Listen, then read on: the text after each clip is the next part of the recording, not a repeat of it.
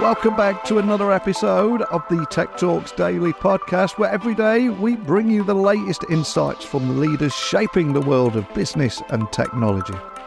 I'm your host, Neil C. Hughes, and today I'm excited to welcome you a particularly unique thought leader in the tech space. His name's Gil Rosen. He's a CMO of Amdocs, but he's not just a marketing maestro. He's a futurist, an innovator, a bit of a sociologist, and so much more. He seamlessly blends these roles to influence not just marketing strategies, but also the technological trajectory of Amdocs. And his ability to think beyond the confines of traditional marketing and collaborate across different departments, different stakeholders, has positioned him as a pivotal figure in shaping the company's future. But today we're diving into a topic that's been on everyone's radar, but is often misunderstood. And that is the 5G iceberg. Despite the initial hype, 5G's potential seems to have dimmed in public perception. But Gil is here to reignite that conversation, showing how 5G will continue to be a powerhouse in driving innovation and service development through real-world examples today. And trust me, this is a great one. But enough from me. Buckle up and hold on tight as I beam your ears all the way to Tel Aviv, where we're going to try and demystify 5G and understand why we shouldn't be too hasty to jump onto the 6G bandwagon just yet. So a massive warm welcome to the show. Can you tell everyone listening a little about who you are and what you do? Great. So great to be here. I'm Gil Rosen. I'm the CMO of Amdocs. I've been doing this combination of marketing and technology for many years now. I actually began in an unusual location. The beginning of my career was in finance. I was actually working as an analyst in Citibank. And as the youngest person in the office, all of a sudden, this thing called Y2K came about. And I was just handed the task of being responsible for our Y2K preparation with our partners, with our other banks. And I found myself in a deep technology project, which I never expected to lead, with all the major banks here in Israel. And that kind of took me down a rabbit hole of technology. And from there, I actually emerged leaving the bank and joining a small startup that did some e-commerce, the beginning of e-commerce. And that got my journey going with the technology and internet world and B2C engagement and commerce. And there's so much in it from the technology side to the go-to-market and partners and real retail and the combination of everything.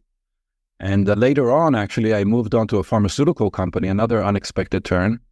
And there I was responsible for all the online systems dealing with the doctors, nurses, patients in an international marketing organization, which started my journey in marketing, actually. So I can't say it's a repeatable path, but, I started in finance and then moved on to technology and then internet and then marketing. And I think the rest of my career has been a combination of everything. Wow, that's quite a journey you've been on there, from finance, marketing, technology. And for our younger listeners, that was quite a responsibility during the Y2K kind of era. There's a lot of nerves around planes falling from the sky and the entire infrastructure collapsing. So it must have been quite a time too. And one of the things that put you on my radar is how you've expanded your role beyond traditional marketing. So can you elaborate on how you integrate your marketing expertise, but with technology development and how that influences the overall direction of the company? Because if I come from a age where IT and marketing maybe had a slightly fractious relationship, but they are becoming closer and closer together in recent years. So I'd love to hear more about that. Yeah. So first of all, for me, it was always very natural because I came from a pseudo. I'm not a technology I'm not a coder, but I'm definitely a technologist. And I understand technology and technologies and the implementation and the project management and the user experience all the way to the go-to-market. And I think that has always kept me busy with all elements of, I would say, the product, from the planning stages all the way to the selling stages. And I think if, as a marketeer, you only look at the finished product and say, okay, what's the story behind this? You're missing a massive portion of the strategy and the development of what it is that you're engaged with. So for me, whenever I came later on in my career, I joined Deutsche Telekom in Germany, and I was involved in building some very significant platforms all the way to taking them to market. And that combination of building something on the technology side and then taking it to the market on the international level, and later on also doing it as a CMO, coming over to became the CMO of Bezeq, which is the local incumbent here in Israel, the largest operator in Israel. and facing some very tough competitors. And the reason and the way for me to beat the competition was not to have a better marketing plan or a better pricing offer. It was to actually create a product from scratch, and which takes a while. It took us almost 2 years. We built this very unique router. And when we launched it, the competition really had nothing to answer with, because you cannot just answer with a similar advertising campaign or change your pricing plan to match the competition. Product is much stronger and deeper. So for me, it's always been a very profound understanding that, and also, by the way, of course, something I like to do, to deal with building a product, the technology, understanding the problem that you're solving, understanding the audience that you're serving, understanding the feelings and the emotions that you're trying to create when using the product, and all the way to the promotion side, which is basically whether mass market or enterprise, which is our B2B, which is another, I would say, dimension I discovered, which for me makes my job super interesting. And I think part of that tension that you mentioned, which is a very existing tension, many times is not because we don't all have equal goals, it's because we don't speak the same language. And one of the things I've tried to do is always been able to speak those, be bilingual, be able to speak to the technology people, the product people, but also, of course, understand the marketing aspect of it and the go-to-market user experience, which at the end of the day, only the end-to-end story wins. It's never just one part of the story that is the hero. It's always the combination. So I've never seen it as a tension of who's better and who's making the decision. It's always the combination of how you put everything together in order to basically take it to the end user. Before you came on the podcast, I was reading how you've spoken about the 5G iceberg and that fading luster of 5G and the media narratives and our news feeds, especially as everyone falls in love with AI, or it seems to be that's all anyone's talking about. So can you explain on this concept and how you actually believe 5G is still that game changer in the tech world? Yeah, absolutely. So first of all, we're at an age that even when you hear technologies like generative AI and everything new that comes to life, basically, at the end of the day, it's all dependent on this thing called connectivity. Connectivity brings the technology to our handsets, to our laptops, to wherever. And the 5G is the last evolution of a network that started way back, 2G, 3G, 4G, and now 5G. And every time the technology has made kind of a step forward in the enablement of more features, faster speeds. And that evolution has been mainly linear between 2G, 3G, 4G. So if the main difference between all these three technologies or network technologies is basically, and again, I'm super simplifying, of course, is supplying faster speeds, right? So 4G was much faster than 3G, 3G was faster than 2G, and now 5G is not just a faster network than 4G. It almost like, if you think about it, the previous networks were two-dimensional, meaning they just supplied faster speeds. And now within the speed, you have additional dimensions that you can actually program. So you can say, I get not only the speed, but I get security. I get not only the speed, I get guaranteed level of service. I get not only the speed, I can get a specific capability from the network that allows me to consume something and you not to consume it. So the ability to program different levels of network quality, security, etc., to the end device user enables you to basically create many new use cases. Now, what has happened in the last, I would say, 5 years, ever since the launch in, I would say, more or less 2018, is that most operators have focused mainly on speed and have not even deployed a 5G network to its full extent. What does that mean? A network is a very complicated, let's call it a machine, okay? Yeah. It's not only the antenna at the edge that basically beams the network to you, it's all the systems that are behind that antenna, what's called the radio access network. Everything that basically manages it also needs to be upgraded. So many of the launches that you've heard and been publicized, marketed as a new 5G network, have only been launched on the edge, meaning they're faster, yes, but people are not screaming, I need faster networks. They have not rolled it out to what we call the core, meaning they have not changed their business systems, their what we call OSS systems. These are systems that basically allow you to manage different parts of the network and provide different users different types of network quality. Now, so we're still at the beginning of the 5G journey. If 20% or so only operators globally, so out of hundreds of operators globally, only 20% of them, 100 or so, have launched 5G to the full extent. So most of the people in the world are still not enjoying 5G to the fullest. And even within those who have deployed the 5G to the fullest, they have not launched or rolled out offerings that take full potential or they leverage the capabilities that the technology offers. So we're still at the beginning of the journey. And funnily enough, I am starting to hear talk about 6G, but in my opinion, it's way too early to talk about it yet. And we're still at the, as I said, we're still just seeing the tip of the iceberg, and the potential of 5G is still ahead of us, and not that we have not even started to make use of it. And just to bring to life some of the things you're talking about there, are you able to share any specific case studies or maybe even anecdotes where 5G technology and how you've seen it empower networks to innovate and offer maybe new services, perhaps in ways that the general public might not yet fully appreciate? Yeah, I think it is something that most people do not appreciate, the complexity of managing these 5G and basically this whole thing called operators is a very complex machine to run. Now, when you look at the 5G services, I'll give you an example, a very cool project that we were involved in Washington State in the US with a farmer who owned apple orchards. So this is an apple plantation.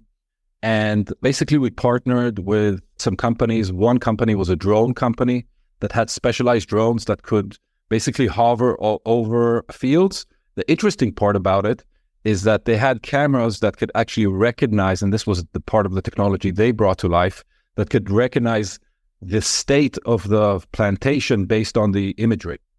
Now, what we needed to do is basically fly the drones over the trees, stream in real time super heavy video streams to a cloud, have the cloud process all this information, and then beam back to the farmer in real time the state of the orchards, where he needs to water, where he needs to apply pesticides. The amount of information you need to transport backwards and forwards in this use case is enormous. I mean, the most that we do at home is basically maybe a Zoom or a Teams meeting, and we're basically uploading our video. You don't need more than 10 megabytes upload to do that, and you're more than fine. In this cases, this is like gigs of information that are being exchanged in real time from the drone. So the drone is basically like a flying cell phone, if you like, to the cloud and then processing it back to the farmer. And for that, you need a 5G network to make sure that the drone is fully connected, that he has the quality of service, the bandwidth for all this processing, and then, of course, sending the information back to the farmer. And actually, the exciting thing is that the result of this capability made an impact to the extent that the farmer could use 50% less irrigation. And I'm not clear on the exact percentage of pesticides, but also significantly less pesticides. I mean, double-digit significant less usage of pesticides. So the impact on the ecology, on the world could be enormous. So that's one side where farming is basically one of the biggest resource consumers of our planet, and being able to use pesticides in a smarter way, to be able to water, irrigate in a smarter way is something profound. So that's on farming, and that's happening all over the world, whether in the US or Europe or Asia. All over, you have massive plantations that could be managed much more effectively. But you also have these autonomous cars. If you imagine the future of the automotive industry, and the fact that cars are getting more and more automated, meaning that they pick up signals from the road, they send it to each other, to the network, back to the cars. All this can only happen when the car's traveling 60, 50, 40, and maybe higher miles an hour in real time. You need to get the information. You need to be able to react in a way that the network doesn't glitch. And those type of use cases, again, can only be achieved with a 5G network. It's a network that not only can handle the speeds, but can also guarantee the service. And another very important aspect of the 5G network is the fact that as more and more devices get connected, so almost all consumer electronic devices now have some type of connectivity, not to talk about sensors, IoT sensors. And the regular 4G antennas or architecture, the 4G network architecture, does not allow for a massive connection of devices to a single radio access antenna. So the ability of a zone, or think that a rock concert, many times when you've been in a rock concert or maybe a sporting event, you might have noticed that you don't have good connectivity. The reason for that is that these devices the network is not able to manage so many people at such a dense area. And with 5G, you'll be able to use all your multimedia, whether it's doing a real-time stream or a live Instagram or TikTok or streaming for media purposes, you name it, when thousands of connections are happening around you, which is not possible with the older network version. So 5G has everything from the faster speed all the way through to the very complex and enterprise services that really help industry become more efficient. And you are someone who prioritizes collaboration across multiple departments. And there'll be a lot of people listening wanting to do things differently, wanting to change their culture in the new year, maybe want to follow in your footsteps. So the question I've got to ask is, how do you foster this interdisciplinary approach at Amdocs? And what impact have you seen it have on the company's innovations, particularly around things like 5G? Super interesting question. From my perspective, one of the things that we first of all hold as a torch from the marketing perspective is the storytelling. I mentioned before, storytelling is good, but it doesn't happen without the capabilities that come from the product and the technology side. So to be a good storyteller is great, but if it's detached from what the company is doing, it's not useful. The conversations that I hold in the company, first and foremost, start from the understanding of the end customer. And when I talk about end customer, it's not the Amdocs customer. It's our customer's customer. We're a company that builds systems for telecommunication companies worldwide, and they're our customers. But their customers, we as people and businesses, have needs. So one of the things that I do, which is a very important practice in my organization, is a research unit. We created a very, very professional, a global research unit. We try to understand consumer trends, enterprise trends. We try to see where consumer trends are heading, which would impact technologies, which would impact consumer behavior, and then how that actually would impact our customers, the telecommunication providers in the world. And when we understand the upcoming consumer trends that will be impacting our customers, that means I can turn around to my product teams and my technology organizations within Amdocs and say, listen, this is what our technology needs to do. Or let's make sure that the flexibility that the consumers will be asking of our customers will be enabled with our technologies. And again, Amdocs is a very interesting organization because it really focuses on one industry, mainly one industry, although we are operating in many others, but telecommunication is definitely our sweet spot. And we are really experts in the trends and what is happening, but consumers do not behave differently between different industries. We are who we are. And for Amdocs to understand where the world in telecommunication is heading, we need to understand consumers at large. So this understanding that we as a marketing organization bring into Amdocs and then translate that to product capabilities, to the stories that we tell, to the demos and the visions that we build for our customers. So when we do thought leadership for our customers, we basically paint the future for them. And we say, this is how the future is going to look. How do we know? Because we talk to customers, we talk to businesses. We understand consumer behavior outside of telecommunication and inside of telecommunication. So the marketing organization, again, goes way beyond just taking, okay, show me the technology, I'll just slap a cool story behind it and maybe make your presentation look very cool. No, it starts way before, and it's a much more collaborative effort when you basically start with understanding the audience, who is at the end of the day going to use the technology, how they're going to use the technology, and then building that back into the technology itself. I think people understand that when it comes to the mobile phone level. So what Steve Jobs did in an amazing way. Steve Jobs, by the way, was never a marketeer per se. He didn't grow up being a marketing person. He was always on the edge of understanding technology and applying the best story to that technology by really understanding what consumers would love, what problems he's solving. And I try to bring that type of mentality of deep technology, but also really rigorous understanding of the consumer and the desire to really make that progress for them, and then building that back into the technologies that we serve to our customers. And that creates a dialogue, which I think is natural, because also the technology people really want to see their technology successful. And they really want to be able to talk the talk of the customer when he thinks about his customers. So for me in the organization, putting my hand in directing the technology side of it, the product side, the product management side of it, is a natural step. And we created a kind of a collaboration between my product marketing teams and the product technology teams and the R&D teams all together to really, show up with one story. And I suspect we both know people that are always distracted by the latest shiny technology, the next big thing. And one of the things that stood out for me about you is you always advise against an early jump, especially when we're talking about the 6G bandwagon, which we're starting to hear about a little at the moment. So what are the key reasons for businesses and consumers to focus on maximizing 5G's potential before even thinking about moving on to 6G? I think what needs to be understood that 5G is not just a technology. It's like an entire economic ecosystem. You see, to roll out and to develop 5G, operators already in 2016, 17 had to fork out very large amounts of money. I'm talking in the billions in order to buy spectrum. After you buy spectrum, you have to build the network. After you build the network, you have to build what I explained in the beginning. You have to build the entire stack of your core telecom systems, the BSS, what we call BSS, OSS, in order to manage this new network. Those are very large investment cycles.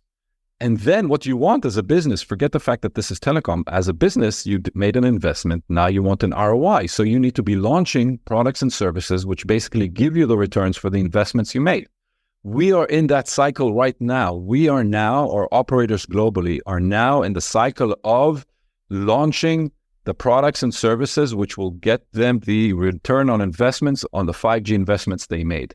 That cycle in the telecom world, because we're talking about billions of dollars, is around, I would say, a 5 to 10 year cycle, really depending on the amount of investments.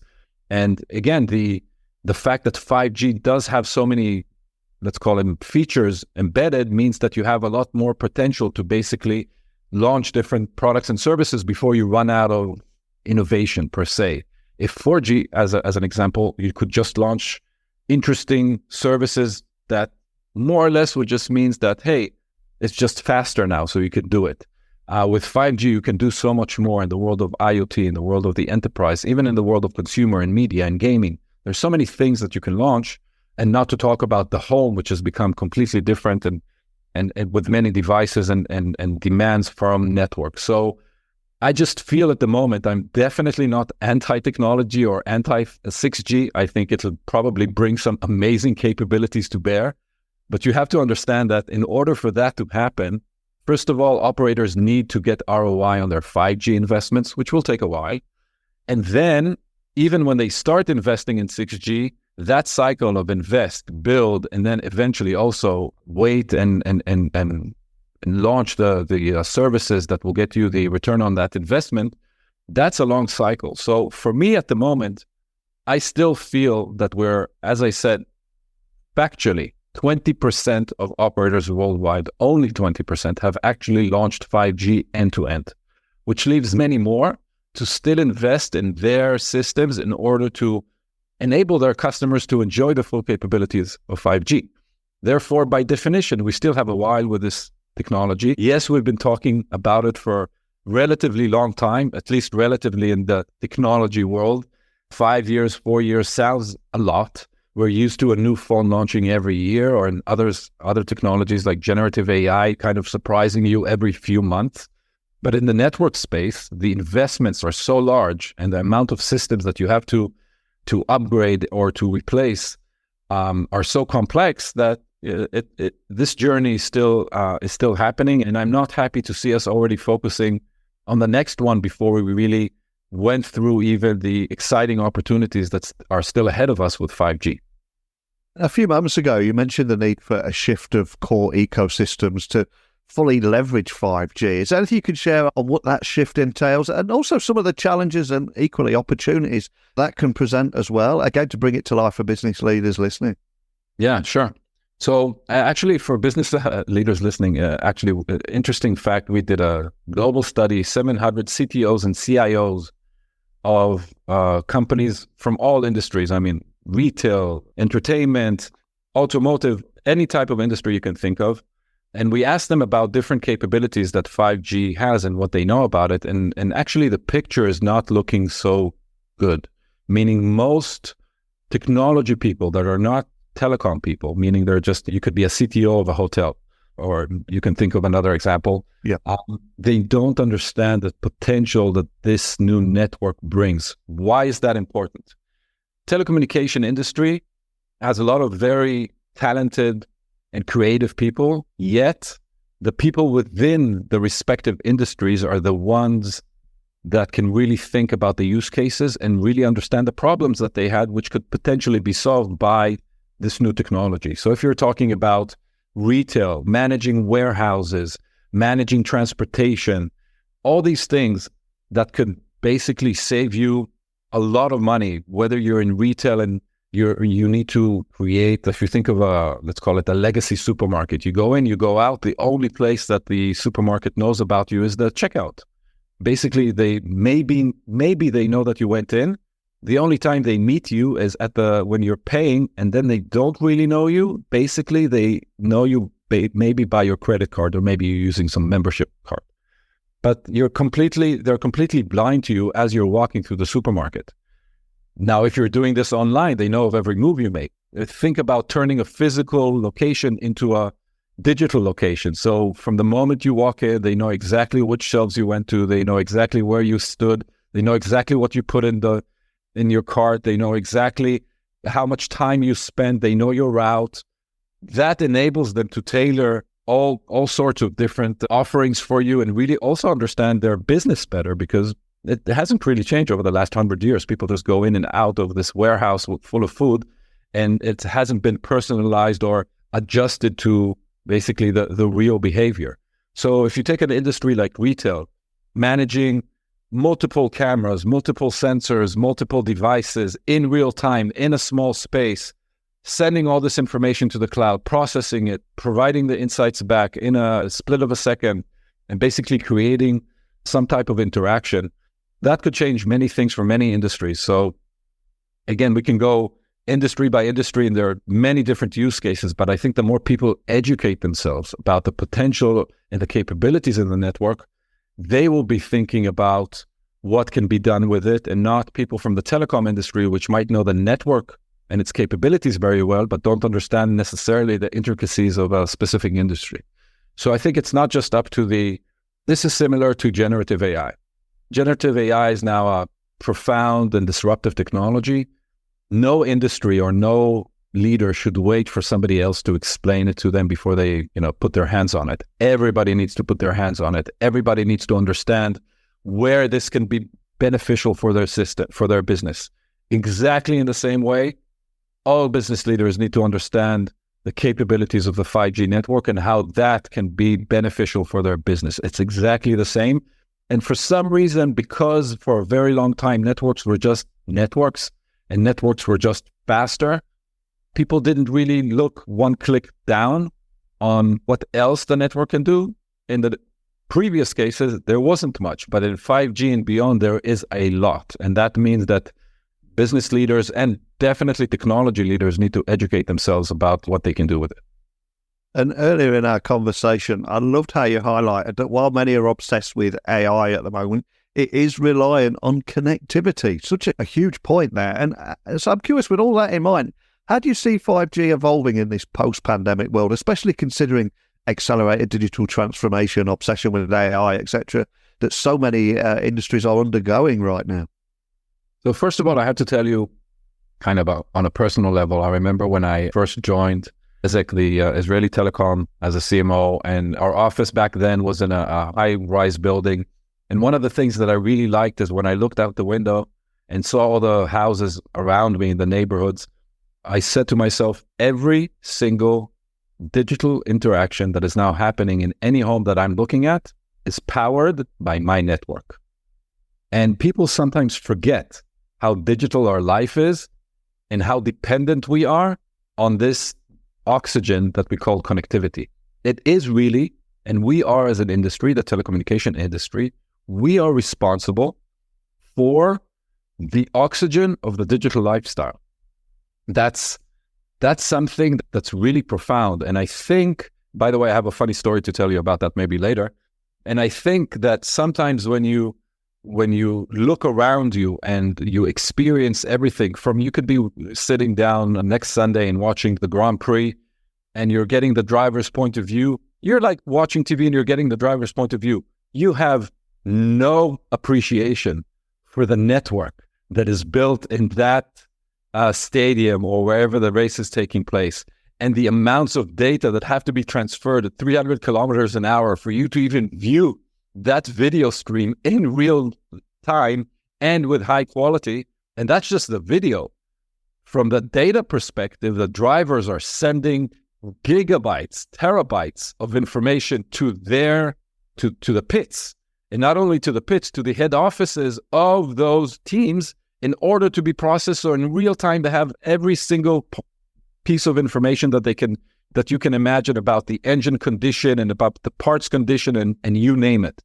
So what I'm trying to say is that in our regular life, 5G and fast networks, this could also be fiber networks, they're basically the backbone of everything that we do. They power every single interaction that is now taking place and will take place in the future. And it could be simple things like we're just watching a movie and it's just 8K and it just works. I need to remind maybe some of your audience maybe wasn't even born then, but when I started using the internet, we were waiting for the picture to download until it downloaded, right? I mean, there was 5 seconds of like, tuck, tuck, and this is a picture.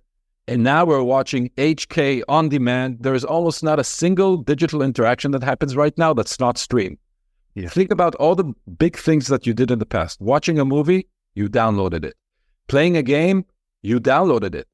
Playing music, it was on your device. Now we stream movies, we stream games, we play multiplayer games, we stream everything. So the internet has become real time, and the only way for the internet to become real time and in high quality is with these 5G networks and beyond that allows you not only to have access to the speeds, but also to the quality, to the security, and to many other aspects of industry which are needed in order to make those services work. So I think it's super exciting, and people need to realize how connected we have become.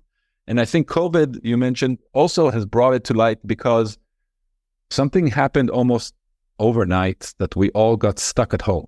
Yeah. Yet connectivity made everything continue to work, and we were still connected to our peers, to our families. Basically, the world continued to function. I think it would have been apocalyptic if we had no connectivity. I mean, people imagine the government not being able to communicate to the citizens, and you're not being able to talk to your families. People would have go crazy, basically. So I think connectivity plays a fundamental part of what we call now the modern society, and it's exciting to be part of the build and actually powering it. And I can hear techies and network teams around the world cheering your every word there, saying, that's my guy. Finally, someone said it, because and the great phrase you used there, connectivity is the oxygen of our digital lifestyle. So profound and so true. And of course, many businesses and business leaders listening are still adapting to 5G. For those people listening, what advice would you give them, maybe inspired by our conversation today? And what advice would you give them to ensure that they are making the most of this technology while also preparing for future advancements too? So I think preparing for future advancements is something that's a state of mind that all businesses should have, right?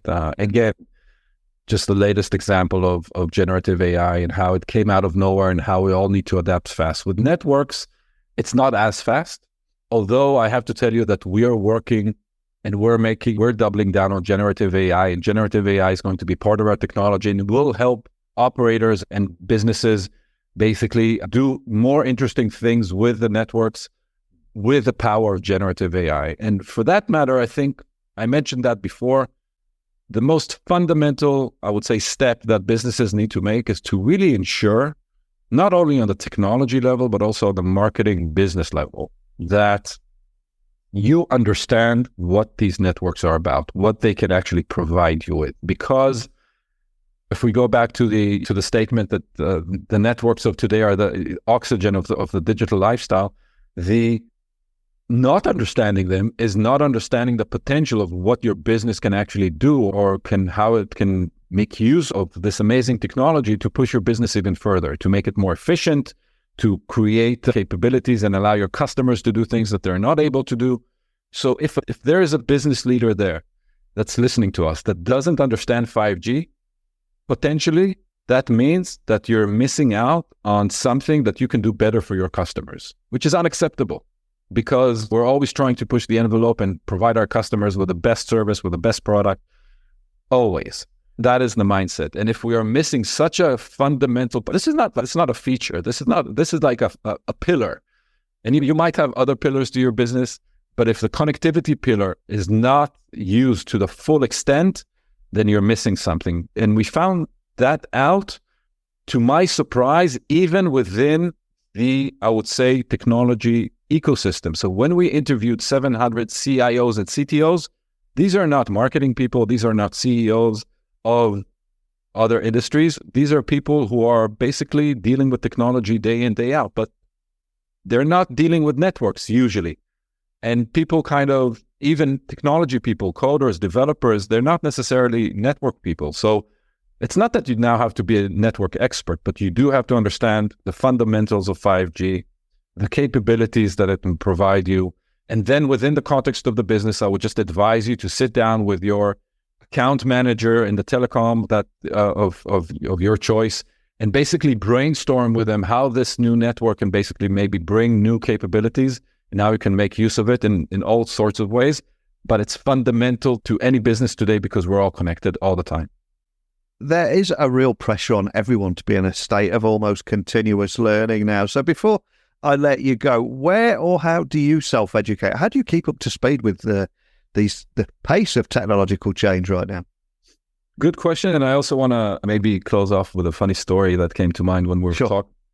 For me, self-education is something fundamental to my day-to-day, but it's also, I have to admit, very hard, because we're all super busy people. In the off times, we try to be off in order to have energy for the intensive business that we're part of. I just made it a kind of a regular habit. First of all, I listen to a lot of podcasts, and I do that while driving. So unfortunately, that means I listen to a lot less music than I like, but I think using your downtime for podcasts is something very important. And from short podcasts to very long podcasts, I think podcasts kind of give you a perspective and allow you to listen to deep conversations that don't happen in today's short form media, reels and TikToks. They're all like 15, 20, 30 seconds. You're not really deep diving into anything. So podcast is an amazing platform to educate yourself. And also, by the way, have your 10 top websites that you visit daily. And whenever you have a 10-minute break, you're sipping your coffee, you might be even reading your emails, stop for a second, 5 minutes, browse, go to your favorite websites, and just make sure that you stay on top of what's happening. It's so important. Part of who we are is basically understanding what happens around us. I discovered, by the way, that the conferences, there was a time, I think maybe 5-10 years ago, and I thought, these things will disappear because it's all becoming digital, and who needs to meet people and see all these booths and you name it, and travel, it's just a waste of time. But actually I discovered that for me, it's amazing education. So going to conferences and seeing what everybody's saying at the same time and immersing yourself for a day or two in a topic, super important. So also give yourself that break and go to a conference, go to a trade show, immerse yourself in that content, and also view from like a macro perspective what everybody's saying and try to really understand the thread that connects them all. And so for me, that's kind of the way I educate myself. But maybe that funny story I just remembered, we were talking about how important the connected life is all of a sudden, how the network is the oxygen of the digital lifestyle. I was being interviewed for a TV show. And just before we went on stage, I talked to the researcher who was asking me questions before.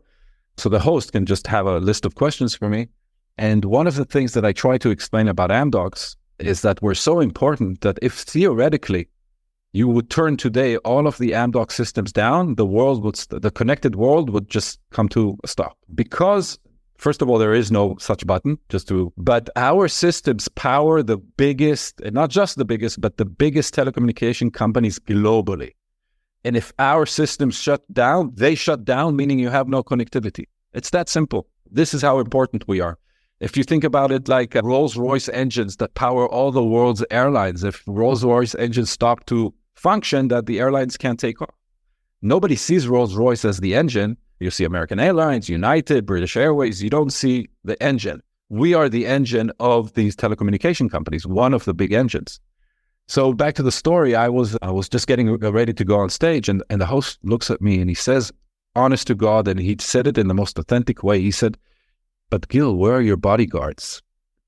And I'm like, I really didn't know where this question came from. I'm like, what do you mean bodyguards? Why do I need bodyguards? And he said, because you're important, because if you press the button, if somebody else presses the button, something might happen to connectivity. And I was like, no, it was just an analogy. There is no such button.